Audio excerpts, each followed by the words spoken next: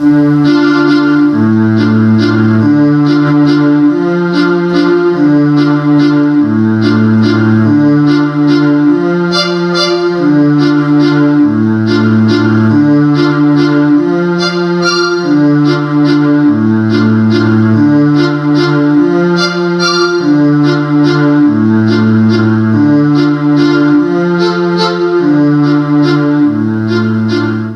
guys, welcome back to Year of the Full Moon. We're taking a sidestep from the Puppet Master movies for a moment for the next 4 weeks, because there are so many other related movies that came out and before Puppet Master 4 came out. They all seem to have to do though with little things.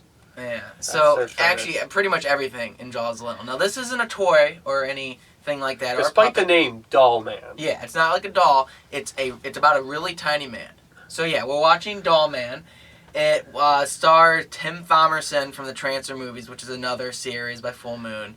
He's the guy's really one of those cool. Yeah, he's pretty much, it's like a Harrison Ford level person, just a B movie. Yeah. He has that cool factor, and he just says cheeseball lines all the time, and no emotion at all. And he just has this gun the entire time that blows things away. So yeah, before we get ahead of ourselves, Dollman's about a guy from a different universe who goes to a wormhole and goes to Earth, and he's 13 inches tall. Yeah, so he's in his world at the beginning. He looks like a normal person. He goes through the thing, and he's like a toy-looking person. And it's just the place he comes from is it's like Earth, just not Earth. And then he's short now, and he goes up against a bunch of gangsters. Yeah, but they're the stereotypical late 80s, early 90s gangsters, so they all wearing flannels and combat boots and bandanas around their head. It's I'm sure you guys could understand what we're talking about. It's a stereotype of that era for these type of movies. But his gun on his planet, he shoots them, he blows people apart. It's great effects too. You just see bodies just meat flying at the camera. But then when he's on Earth, it does a lot of damage. It's this big. Yeah. But he still does a lot. Doesn't necessarily kill them. Yeah. But it does do a big hole for a little gun. So he's just blowing people away like that throughout the movie. And that's basically the plot. Yeah, there is no plot. The movie, it was just he's little, he's from another universe, he's here, and he's got a girl. The gangsters are messing with this girl. I don't think there wasn't much of a... That was the... Yeah, there's this woman trying to, stop crime in general in the neighborhood. Yeah. And sort of gangsters want to kill her. Dollman shows up, saves her, kind of just hangs out in her apartment for the whole movie, and then... Kills some people at the end who tried to kidnap her. Jack Earl Haley was in it. Yeah, Jack Earl Haley from played Watchmen, essentially what you would expect him to be. Rorschach in Watchmen and Freddy Krueger in The New Nightmare on Elm Street. He played, the main villain, kind of. There was a villain that Brick Bardo was chasing. He's just a head, I'm assuming. Yeah. He's somebody that he shot with his gun and it blew him apart, so now he's just a head. He chases him through that wormhole or whatever it does and gets put here. Except he dies halfway through. Yeah, Jack Earl Haley just goes like this and squishes him. So Jack Earl Haley's the main villain. Yeah. And, he's just kind of a generic bad guy. Think generic early 90s, late 80s bad guy. From a street gang, Exactly. I don't understand how he's a leader too. He doesn't look intimidating. He looks like a really sick guy. This was a movie that was interesting and it was fun to watch. It wasn't fully. Much to it was fully aware of what it was supposed to be. It didn't think of itself as we're trying to make the best movie ever. They knew that it was kind of hilarious. And kind of all their movies are like this, so they kind of play off the cheesiness. So I think that's a plus when you're cheesy. I would say one thing that I really got into, I think Tim Thomerson is the reason it works, just because he's just this cool. It's funny how cheesy he is, and he knows it. This actor he just goes for it, and it's what he makes his living off of. Yeah. Maybe one day we'll talk about Transfers, but we just watched an interview where he said, "I'm basically the same guy from Transfers, just tiny now." And I've never seen Transfers, so I don't know too much. But you just saw Dollman, so you just saw Transfers. Yeah. He's the reason the movie's fun to watch. Everything else is just forgettable action sci-fi mashup. Yeah, it was an action site. It was early '90s, so like the CGI stuff was hilarious. Yeah, which is a bunch of like composite shots. Yeah, too. you could. Yeah, a lot of composite shots, and then the video questionable miniatures, but yeah, the not video bad, thing they were kind of like talking about like, yeah, this was pioneered during the original King Kong. They name dropped King Kong in the interview. Which is like, well, okay, that was done in the 30s. Yes. So this is the 90s. So I mean, still doing the same. So I mean, like, it was like groundbreaking back then. But then it's like, now it's like, even for the 90s, I guess, there was less you could do. Now, doing like a little person and like with people that are supposed to be bigger, like movies do stuff like that. Look at Lord of the Rings, how they shot stuff in ways to make them look like hobbits.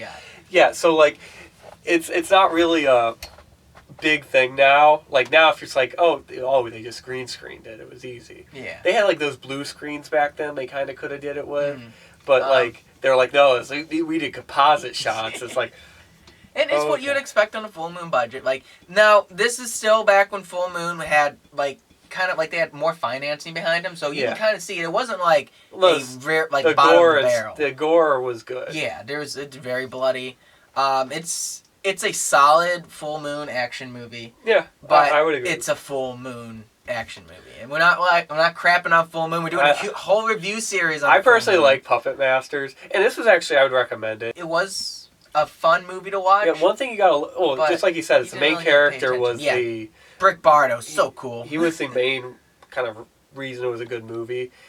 And if you look at it, kind of in the era it came out in, it probably was better than we're looking at it, 91, and now it's we're filming this in end of 2019.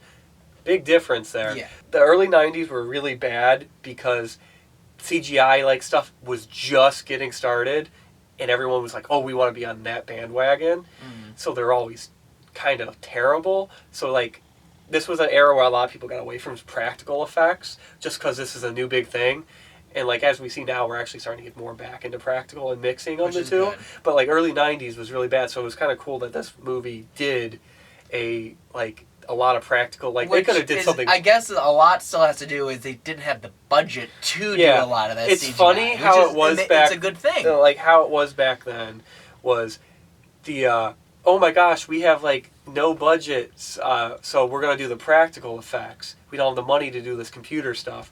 Now, like recently, especially a few years ago, it was like, oh, we have no budget. We're going to do the computer stuff, and we can't afford to do... It did a complete 180. Which is funny, because I really doubt... I think it's more of a laziness back then. Not, I mean, like, a few years back, where it's like, oh, we can't do practical effects. We have to do... I get the computer stuff's cheap. It was kind of a lost art for a while. Yeah, it was cheap, and like... And as you can tell in this review, we're not talking about Dollman too much. There wasn't much to say. There isn't much to say. We're kind of going more into the... era, so I think this movie definitely needs to be looked at by the era. There is one thing we can look at is, how do you think this compares to a Puppet Master movie? Is it as good as the three we've seen? If it had more of a plot, I think it would have been up there. And the thing is, we can't build, like, with Puppet Master reviews, we could build off of, like, well, in the last two movies, or the last movie, this one's like, well, there's a midget, like, a little doll person, like, person. It's like, so there's not as much to talk about. But... same with the Puppet Masters, they use practical effects, and I like that. And I know Sean has told me he's pretty sure they get away from that as the movies progress down the road. Well, we'll see, though. I have not seen them, so I can't... Which is funny, because that kind of goes off of what we just explained, how, like, early 90s, late 80s, like, oh, computer stuff. And then, like, the lower budget still did the CGI, I mean, the practical. So I think that's... But as it became more affordable, people, I don't want to say got lazy, but they're like, oh, it's affordable. We can just do it on a computer instead of putting all the time, make sure we got the perfect shot. And I think movies do, especially lower budget movies. Yeah, lower budget movies, to me, suffer more when they overdo CGI because it doesn't look good. Like, what is that company called? Asylum? Asylum. And those are like... That's probably the perfect example. We make fun of, we'll make fun of, like, Full Moon a little bit. And Trauma. But we say that because we have a lot of their DVDs and we love them.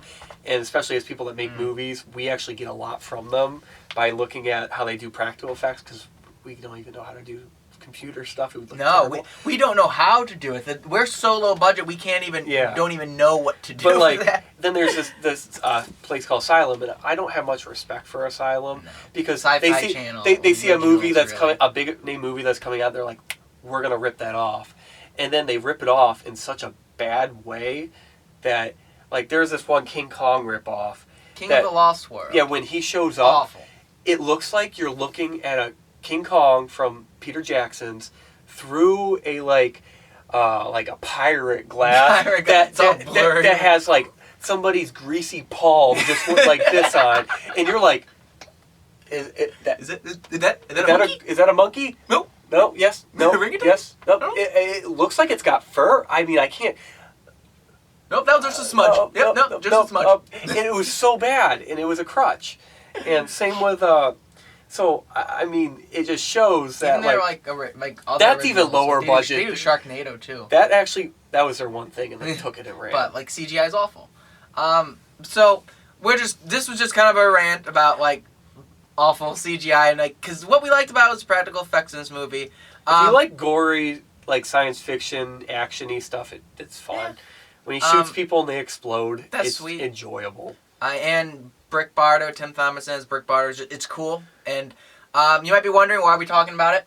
Because, let's see, we'll review these soon enough, but Dollman crosses over later with Demonic Toys, which we'll get to next week. We haven't got to Demonic Toys yet. And this is my first time watching Dollman. Yeah. So it was I saw commercials, I'm like, oh, this is hilarious.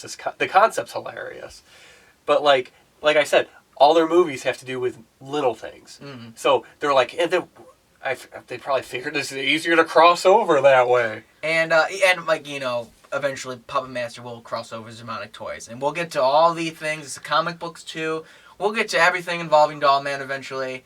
But I've got to look forward to more Dollman. Yeah, well, we're over the next 3 weeks, not 3 weeks, but next 3 episodes, we'll have non-Puppet Master movies that eventually tie in. So we're just going to talk about... So yeah, it's a Puppet Master kind of video thing we're doing, but we're also looking at stuff that ties into Puppet Master adjacent, if you will. Yeah, so I mean, they do other movies besides the ones we're talking about, but we're doing all the ones that are related to Puppet Master because that was the thing that took off for them, and they just kind of went with it. Which we do that too with our movies. We just cross over Damage Control's but we don't want to think of any more stuff to do. So